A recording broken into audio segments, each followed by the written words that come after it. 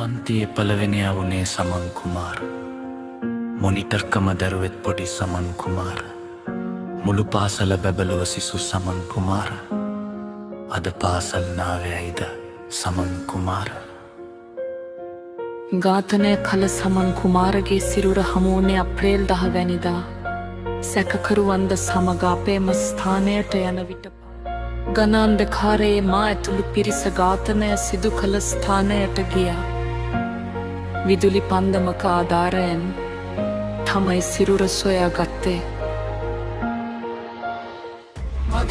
මගේ පුතු ඔයාගේ හිනාව තවම මගේ හිතේ ඇහෙනවා.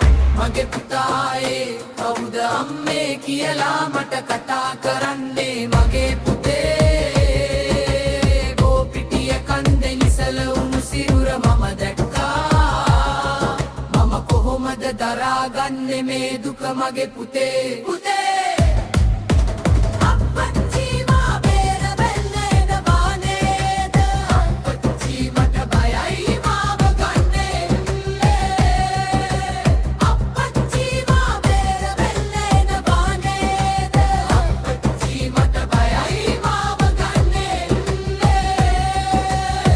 මම උඹල ඉල්ලන කප්පම දෙන්නම්.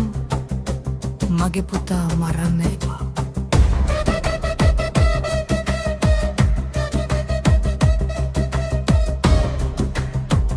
ඒත් ඇයි මගේ පුතා මැරුවේ? ධර්මසිරි මගේ පුතා කෑ ගැහුවද? මාව මරන්න එපා කියලා කිව්වද? ලේස් පටිය බෙල්ලට දාදී ඒකට හන ඇහුනද උඹට? මම සල්ලි දෙන්නම් කිව්වේ නේද?